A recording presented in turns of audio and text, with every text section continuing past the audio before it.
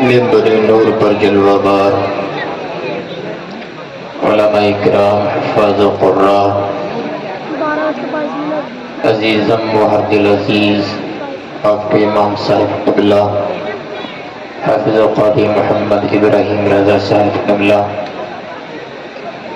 جملہ سامعین و خواتین اسلام، السلام علیکم ورحمۃ اللہ وبرکاتہ۔ وعلیکم السلام ورحمۃ اللہ وبرکاتہ۔ بیدار ہیں سب حضرات؟ جی، اللہ تعالیٰ آپ حضرات کی حاضری کو اپنی بارگاہ میں قبول فرمائے۔ مولا حضور علیہ الصلوۃ والسلام کی ولادت کا صدقہ نصیب فرمائے۔ بعد عشاء سے اب تک بیٹھے ہیں، آپ حضرات مبارکباد کے لائق ہیں۔ اللہ تعالیٰ آپ کو سلامت رکھے، آپ کو دنیا اور آخرت میں سرسبز و شادابی نصیب فرمائے۔ ماں اور بہنیں بھی بڑی توجہ سے سن رہی ہیں، اللہ تعالیٰ ان کو بھی خوب برکتیں و وسعتیں نصیب فرمائے۔ اور ماشاءاللہ پیچھے بھائی کھڑے ہیں، وہ بھی سن رہے ہیں۔ اگر پنڈال میں جگہ موجود ہے تو تشریف لے آئیں، جگہ خالی لگ رہی ہے، پر ہو جائے گی، مجمع کچھ بہتر لگے گا۔ حضرات اللہ تعالیٰ کی توفیق کا سہارا لے کر لب کشائی کرنے کی جسارت کروں گا، مولا میری زبان پر کلمت الحق جاری فرمائے۔ الحمدللہ الحمدللہ رب العالمین،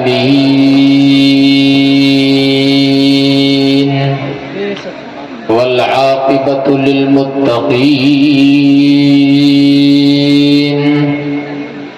والصلاة والسلام علی اشرف الانبیاء والمرسلین، وعلى آله وأصحابه أجمعين، أما بعد فأعوذ بالله من الشيطان الرجيم، بسم الله الرحمن الرحيم۔ قال الله تعالى في القرآن المجيد، قد جاءكم من الله نور وكتاب مبين، صدق الله العظيم۔ طلع البدر علينا من ثنيات الوداع، وجب الشكر علينا ما دعا لله داعي، أيها المبعوث فينا جئت بالأمر المطاع، بلغ العلا بكماله، كشف الدجى بجماله، حسنت جميع خصاله، صلوا عليه وآله۔ نہایت عاجزی انکساری خاکساری کے ساتھ نبی اور آل نبی پر محبت سے پڑھیں درود پاک۔ اللہم صلی علی سیدنا مولانا محمد معدن الجود والکرم، وآلہ وبارک وسلم، صلاۃ و سلام علیک یا رسول اللہ صلی اللہ علیہ وسلم۔ اور ڈاکٹر صاحب اس پہ تھوڑا ایکو دے دیں، ماشاءاللہ بڑا اچھا آپ کا ساؤنڈ بول رہا ہے، اللہ تعالیٰ سلامت رکھیں۔ نعت نبی بھی ہو چکی، منقبت بھی ہو چکی۔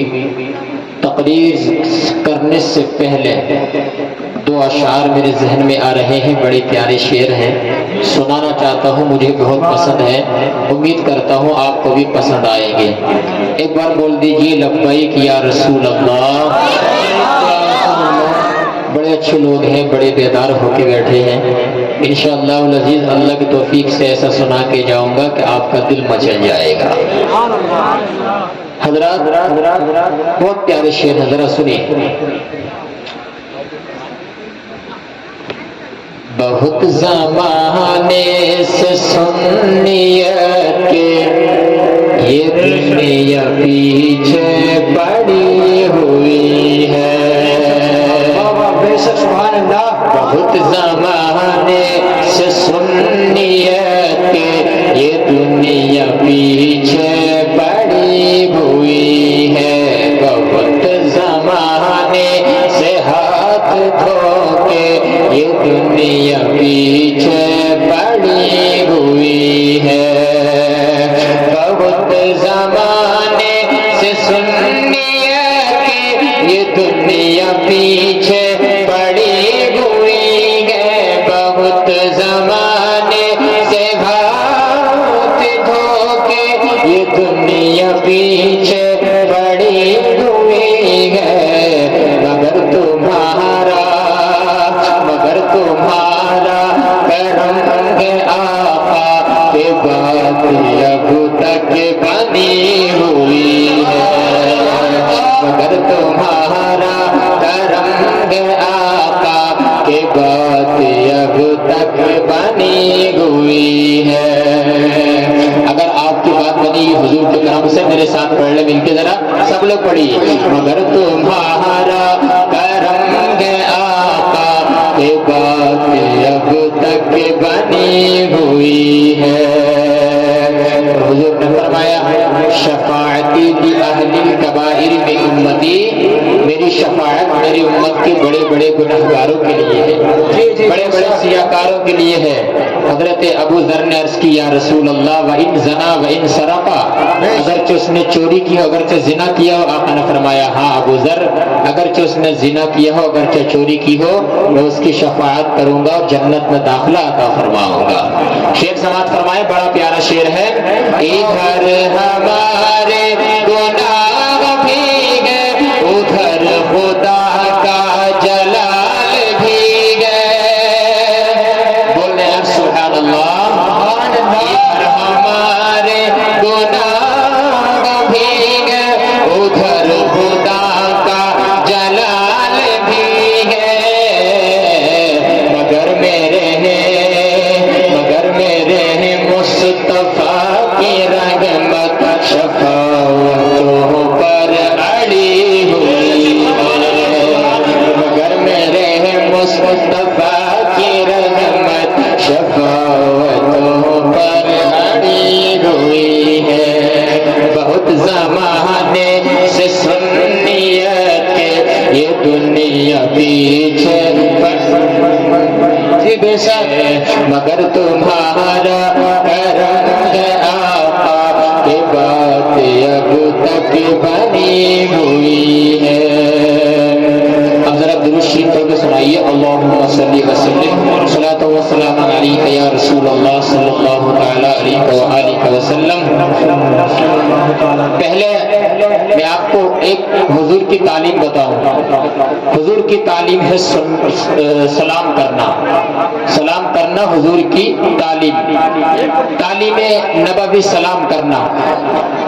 بہت سے لوگوں کو تو سلام کرنا ہی نہیں آتا، ہاتھ اٹھا دیتے ہیں، بہت سے کہتے ہیں السلام علیکم، بہت سے کہتے ہیں السلام علیکم، اور اس کے جواب میں بہت سے لوگ کہتے ہیں وعلیکم السلام۔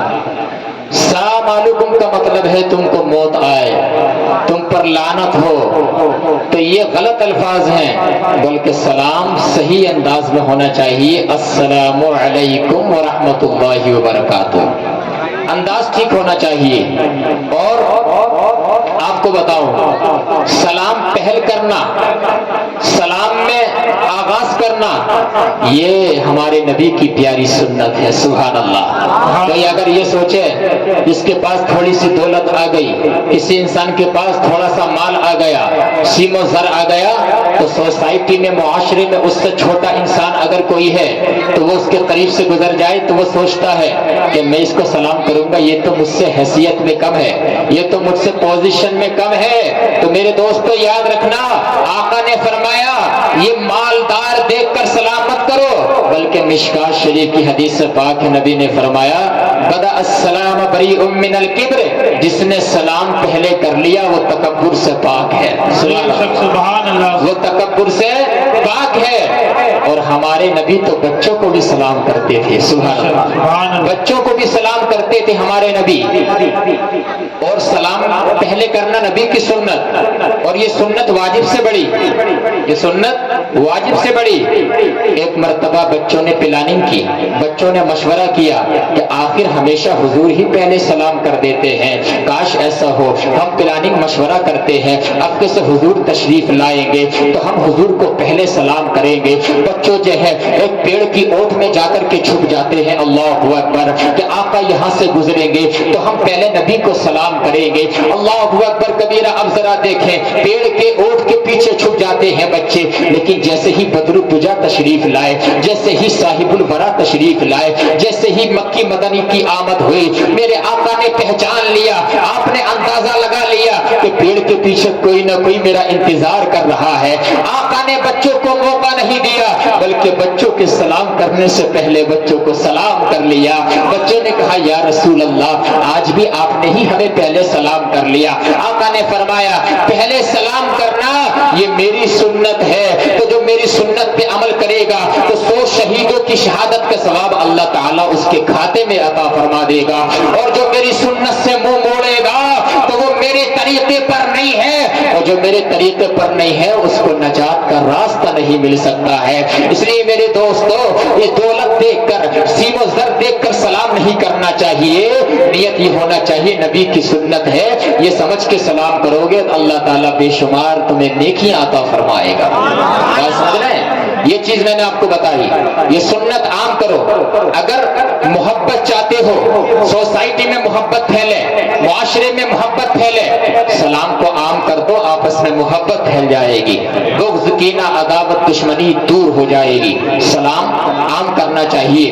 حضرات سنیے، ایک بہت شاندار واقعہ بتاؤں، اس کے بعد میں اپنے اصل موضوع کی طرف آؤں گا۔ آپ سننے محبت سے مجھے بڑا اچھا لگ رہا ہے، دو ادھر کی چار ادھر کی نہیں سناؤں گا، قرآن و حدیث کی روشنی میں بتا کر کے جاؤں گا انشاءاللہ۔ کیونکہ جب آپ نے یہ پنڈال کا انتظام کیا، آپ نے لاؤڈ اسپیکر کا انتظام کیا، آپ نے ہمیں بلایا ہے اور آپ نے اتنا خرچہ کیا ہے، تو کیا سب دے کر ہی جاؤ گے یا کچھ لے کر کے بھی جاؤ گے؟ کچھ لے کر کے بھی جاؤ اور کچھ سن کر کے بھی جاؤ۔ ذرا سنو، ماں اور بہنیں بھی بڑی توجہ سے سن رہی ہیں، اللہ تعالیٰ سلامت رکھے۔ اب ذرا دیکھیں، ایک بزرگ گزرے ہیں، بہت بڑے عاشق رسول، بہت بڑے عالم، بہت بڑے ولی، جن کا نام سید محمد سلیمان جزولی رحمت اللہ تعالی علیہ۔ سید محمد سلیمان جزولی جو ہے جنگل میں سفر کر رہے تھے، جنگل میں سفر کر رہے تھے، صحرا میں سفر کر رہے تھے۔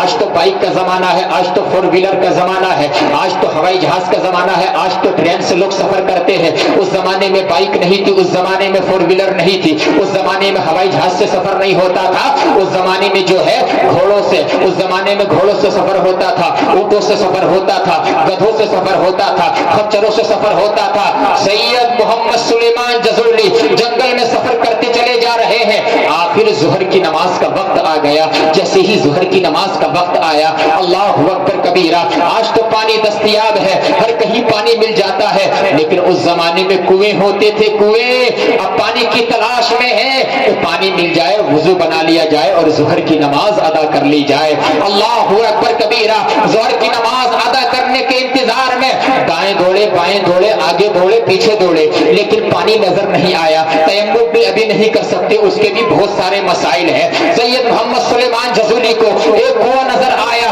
جیسے کنویں کے قریب آئے، لیکن وہاں بھی دیکھا پانی تو موجود ہے کنویں کے اندر، لیکن ڈول اور رسی نہیں ہے، پانی کیسے نکالا جائے؟ اللہ اکبر کبیرہ، بہت پریشان تھے۔ ظہر کی نماز کا وقت تنگ سے تنگ ہوتا چلا جا رہا ہے، ظہر کی نماز کیسے ادا کی جائے؟ اللہ اکبر کبیرہ، ذرا دیکھیے آپ بزرگان دین نمازوں کی کیسے حفاظت کرتے تھے، لیکن جب کوئی راستہ نظر نہیں آیا، اسی کنویں کے تھوڑی ہی دور ایک کچا مکان، ایک کچی کوٹھری تھی، اس کچے مکان پہ ایک 6 سال کی بچی کھڑی ہوئی تھی۔ بول دیں سبحان اللہ، 6 سال کی بچی کھڑی ہوئی تھی۔ اس نے کہا من انتا، آپ کون ہیں؟ تو انہوں نے کہا مجھے سید محمد سلیمان جزولی کہا جاتا ہے۔ کہا آپ کیا کر رہے ہیں؟ کہا بیٹی ظہر کی نماز کا وقت نکلا جا رہا ہے، مجھے ظہر کی نماز ادا کرنی ہے، لیکن ڈول اور رسی نہیں ہے، میں پانی نکال کے وضو کیسے ادا کروں؟ بچی نے کہا تھا مجھے حیرت ہے تمہاری عقل پر، بتاؤ تو تم اتنے مشہور ولی ہو لیکن تم اس سے پانی نہیں نکال پا رہے ہو۔ تو حضرت سید محمد سلیمان جزولی نے کہا بیٹی اگر تمہارے پاس کوئی انتظام ہے تو کر دو۔ بچی نے کہا انتظام ابھی کر دیتی ہوں۔ بچی نے کچے مکان سے جو ہے اس کنویں کے اندر تھوک دیا، لعاب ڈال دیا، تھوکنا تھا کہ کنویں کا پانی جوش مار کر کنارے پر آ کر لگ گیا، کنارے پر آ کر لگ گیا۔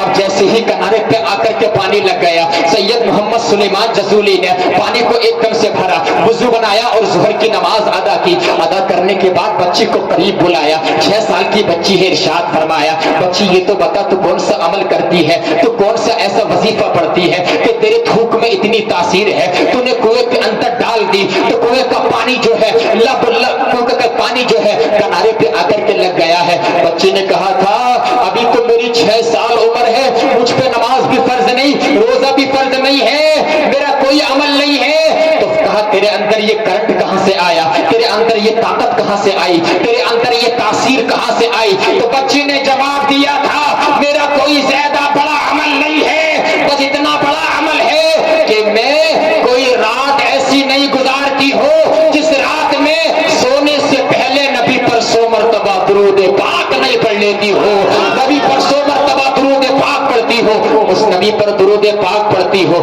جب وہ چلا کرتے تھے تو جنگل کے درندے جو ہے ان کے دامن سے لپٹ کر رحمت کی بھیک مانگا کرتے تھے۔ سید محمد سلیمان جزولی نے قسم کھائی کہ درود پاک کی ایسی تاثیر ہے تو درود پاک پر میں ایک ایسی کتاب لکھوں گا، آئیے ماشاءاللہ تشریف لیں، درود پاک پر ایسی کتاب لکھوں گا کہ اس کو لوگ معمولات میں اگر رکھیں گے تو اللہ تعالیٰ ان کو اپنا قرب عطا فرما دے گا۔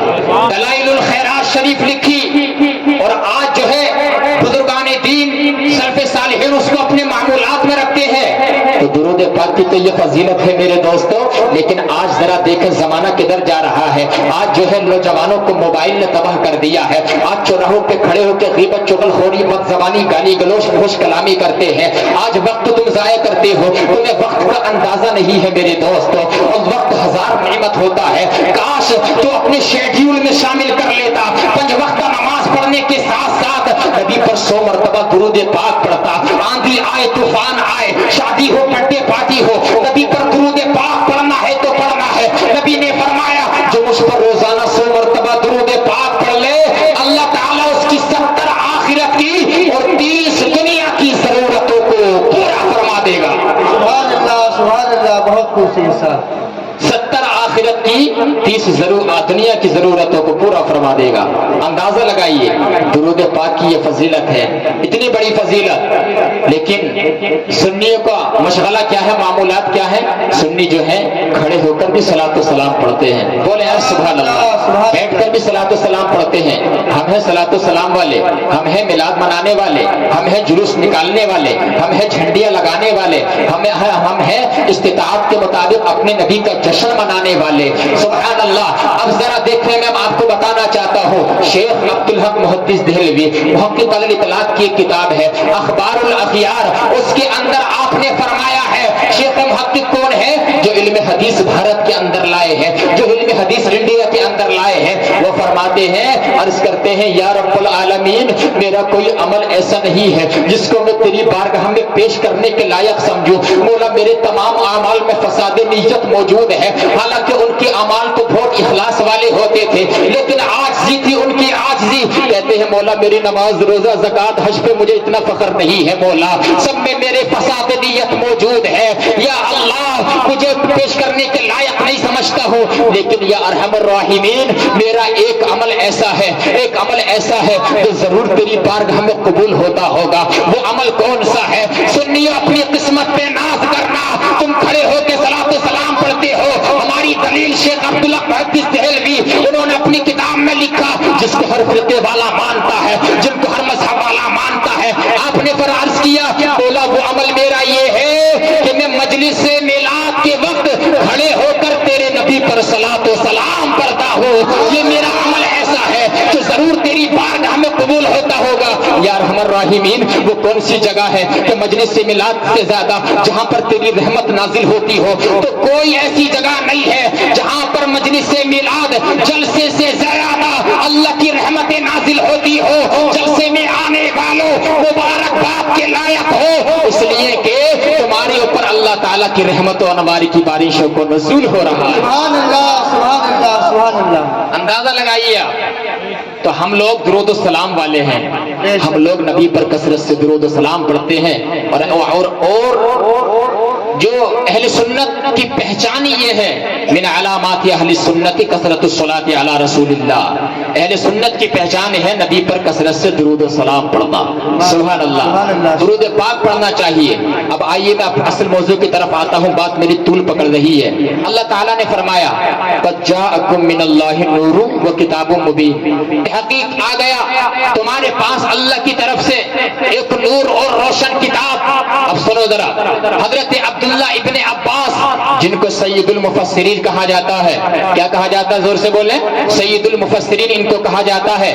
یہ ان کی چھوٹی عمر تھی، حضور کی خدمت میں رہتے، حضور کو مسواک کی ضرورت پڑتی تو یہ مسواک پیش کر دیتے، حضور کو جو ہے وضو کے لوٹے کی ضرورت پڑتی تو حضور کو یہ وضو کا لوٹا پیش کر دیتے، جتنا ممکن ہوتا خدمت کرتے حضور کی۔ ایک مرتبہ حضور کا دریائے رحمت جوش میں آ گیا اور اپنے سگے چچا زاد بھائی کو سینے سے لگایا، اور لگانے کے بعد جو ہے دعا دی، یا اللہ یہ میرا چچا زاد بھائی ہے، یا اللہ یہ میرے چچا کا بیٹا ہے، یا اللہ اس نے میری خدمت کی ہے مولا، تو اس کو قرآن کا فہم عطا فرما دے، تو اس کو قرآن کی سمجھ عطا فرما دے۔ نبی نے جب اتنی دعا مانگی عبداللہ ابن عباس کے لیے، تو عبداللہ ابن عباس کا بیان ہے جب حضور نے میرے لیے دعا کر دی تو اللہ نے مجھے قرآن میں وہ فہم عطا فرما دیا، وہ دانائی عطا فرما دی، وہ مجھے اللہ نے وہ ادراک عطا فرما دیا کہ اگر میرے اونٹ کی رسی بھی گم ہو جائے تو وہ بھی میں قرآن میں تلاش کر لوں گا، وہ بھی میں قرآن میں تلاش کر لوں گا۔ اندازہ لگائیے کیسا علم حضرت عبداللہ ابن عباس کا کہ قرآن میں اونٹ کی رسی کو تلاش کر لیں۔ انہی کی تفسیر ہے، تفسیر سید المفسرین جن کو کہا جاتا ہے، انہی کی تفسیر میں ہے کہ یہاں نور سے مراد جو ہے اس آیت میں ہمارے نبی کی ذات بابرکت مراد ہے، ہمارے نبی کی ذات بابرکت یہ مراد ہے، اور قرآن سے مراد رحمت والی کتاب، قرآن کتاب سے مراد رحمت والی کتاب قرآن عظیم مراد ہے۔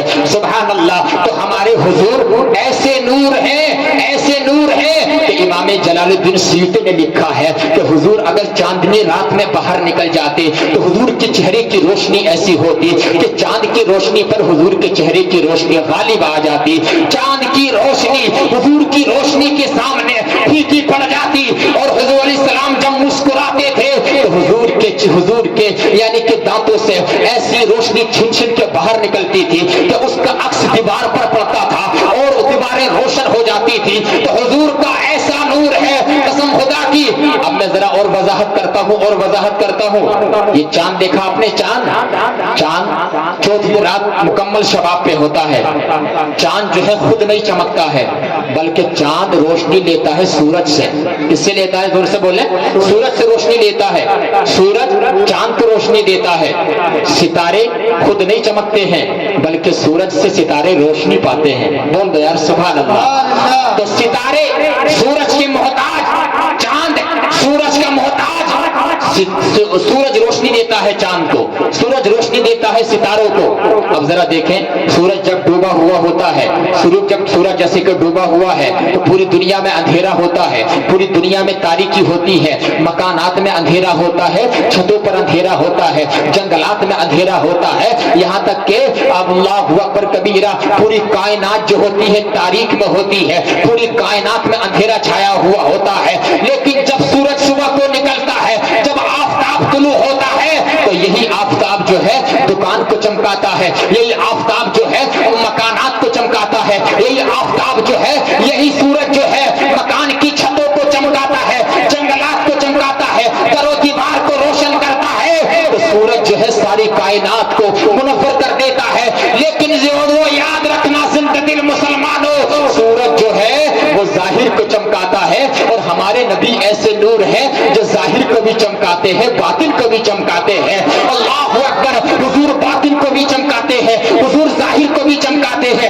اور حضور کیسے نور ہیں؟ میرے آقا کی بارگاہ میں ابو بکر آتے ہیں، حضور کے دامن سے وابستہ ہوتے ہیں، حضور انہیں صدیق اکبر بنا کر چمکا دیتے ہیں۔ حضور کی بارگاہ میں عمر ابن خطاب آتے ہیں، حضور کے دامن سے وابستہ ہوتے ہیں، حضور انہیں فاروق اعظم بنا کر چمکا دیتے ہیں۔ حضور کی بارگاہ میں عثمان آتے ہیں، حضور کے دامن سے وابستہ ہوتے ہیں، حضور انہیں غنی بنا کر چمکا دیتے ہیں، ذوالنورین بنا کر چمکا دیتے ہیں۔ علی آتے ہیں، حضور انہیں حیدر کرار مشکل کشا بنا کر چمکا دیتے ہیں۔ حسن آتے ہیں، हुजूर उन्हें इमाम शुहदा बनाकर चमका देते हैं। हुसैन आते हैं, हुजूर उन्हें सैयद शुहदा बनाकर चमका देते हैं। तो सारे अंबिया औलिया हुजूर के नूर से चमके, सहाबा हुजूर के नूर से, अहले बैत हुजूर के नूर से, अल्लाहु अकबर कबीरा, शरीयत के 4 इमाम हुजूर के नूर से, इमाम आजम हुजूर के नूर से, इमाम शाफी हुजूर के नूर से, इमाम मालिक हुजूर के नूर से, इमाम अहमद बिन हंबल हुजूर के नूर से,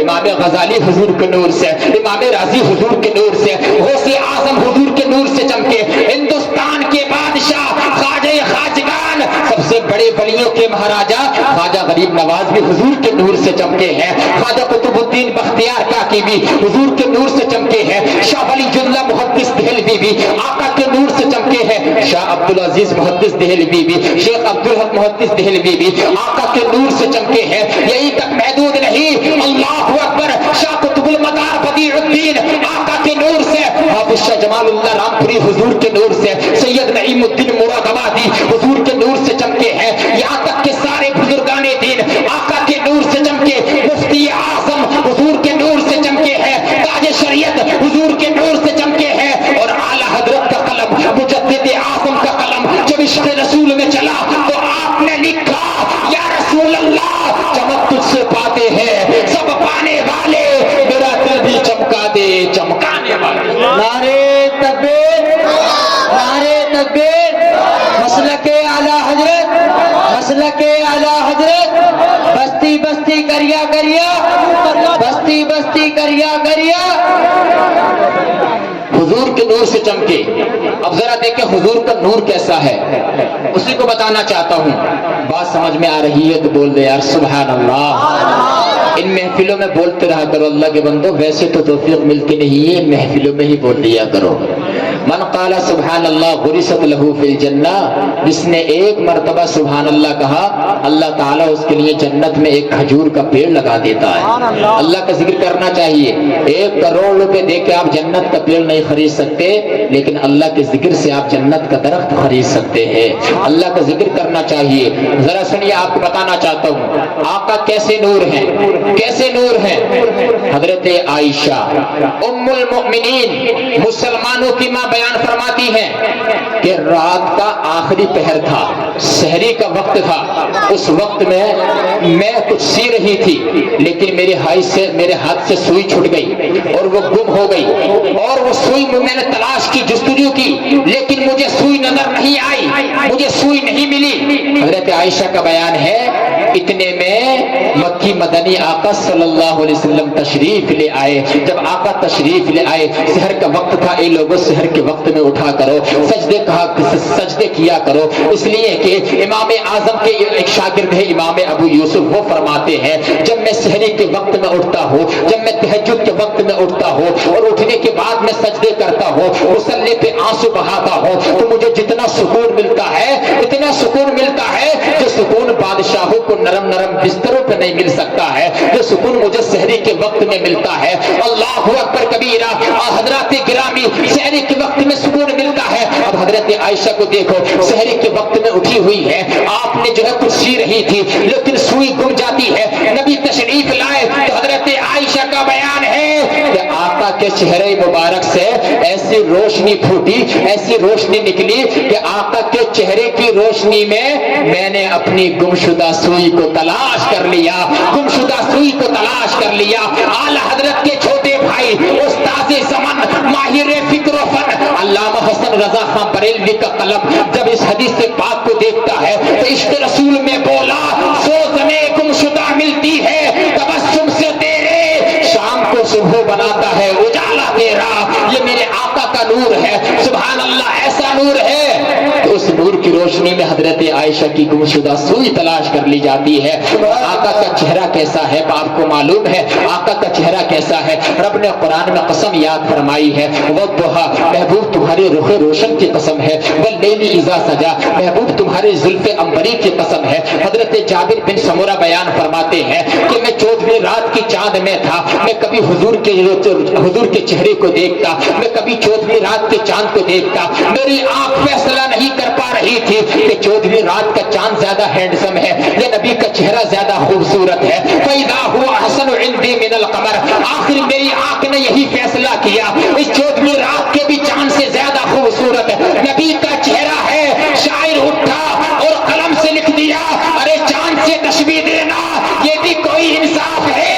ارے چاند میں تو داغ ہے پر ان کا چہرہ صاف ہے۔ اور ایک شاعر نے قلم توڑ دیا کہ زلف دیکھی ہے کہ نظروں نے گھٹا دیکھی ہے، ارے لٹ گیا جس نے محمد کی ادا دیکھی ہے۔ سبحان اللہ سبحان اللہ، نعرہ تکبیر، نعرہ رسالت، مسلک اعلی حضرت سرکار کی آمد، دلدار کی آمد، تھوڑی آواز بڑھا دیں۔ نعرہ تکبیر، نعرہ رسالت، سبحان اللہ۔ یہ میرے آقا کا مبارک چہرہ ہے، بڑی محبت سے سن رہے ہیں، اگر بات سمجھ میں آ رہی ہے تو ایک بار بول دیں لبیک یا رسول اللہ۔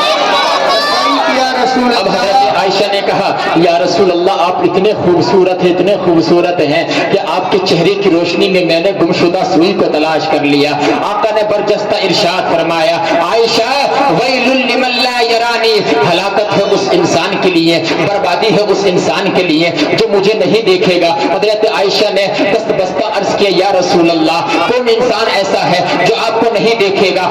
آپ نے فرمایا جو میرا چہرہ نہیں دیکھے گا وہ انسان ہے، وہ کون ہے؟ آقا نے فرمایا، حضرت عائشہ کہتی یا رسول اللہ وہ تو تباہ ہو گئے جو آپ کو نہیں دیکھیں گے، وہ تو برباد ہو گئے جو آپ کو نہیں دیکھیں گے۔ آقا نے فرمایا ہاں، اور آقا نے فرمایا عائشہ وہ کون ہے جو کل قیامت کے دن میرا چہرہ نہیں دیکھ پائیں گے؟ آقا نے فرمایا لا یرا وجہی ثلاثۃ اقوام، 3 لوگ ایسے ہیں جو کل قیامت کے دن میرا چہرہ نہیں دیکھ پائیں گے۔ یار جنت تو دور ہے، اس کی خوشبو تو دور ہے، آقا کا چہرہ بھی 3 لوگ ایسے ہیں کم نصیب ہیں، بد نصیب ہیں، چہرہ نہیں دیکھ پائیں گے۔ اللہ اکبر کبیرہ، ذرا سنیے، 3 بد نصیب ایسے ہیں جو کل قیامت کے دن آقا کا چہرہ نہیں دیکھ پائیں گے۔ اتنا خوبصورت چہرہ، اتنا مبارک چہرہ ہے آقا کا۔ پہلا شخص کون سا ہے معلوم ہے؟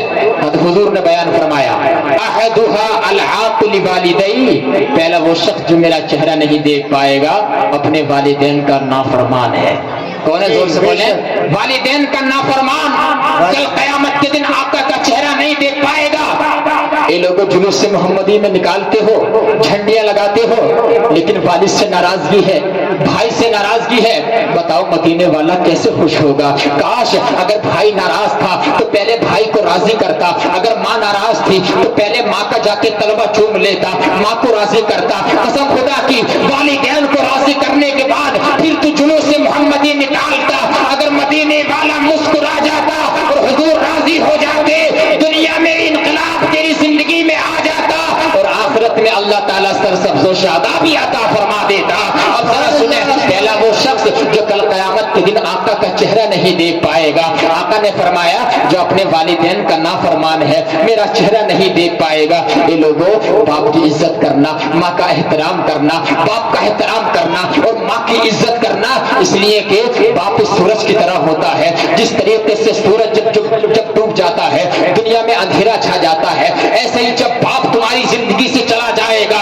اے لوگوں، تو اے نوجوانوں، تمہاری لائف میں اندھیرا آ جائے گا۔ باپ کی قدر کرنا، اور ماں کی کیا شان ہے، ماں کی کیا عزت ہے۔ میرے نبی نے ارشاد فرمایا، ایک صحابی آئے یا رسول اللہ جہاد پر جانا چاہتا ہوں، اجازت ہے؟ قال هل لك من ام، اے میرے صحابی کیا تمہاری ماں موجود ہے؟ قال نعم یا رسول اللہ، ہاں میرے آقا میری ماں موجود ہے۔ میرے آقا نے فرمایا الزمها فإن الجنة تحت اقدام الامہات، میرے صحابی جاؤ تم گھر چلے جاؤ، جانے کے بعد اپنی ماں کا تلوہ دبا دو۔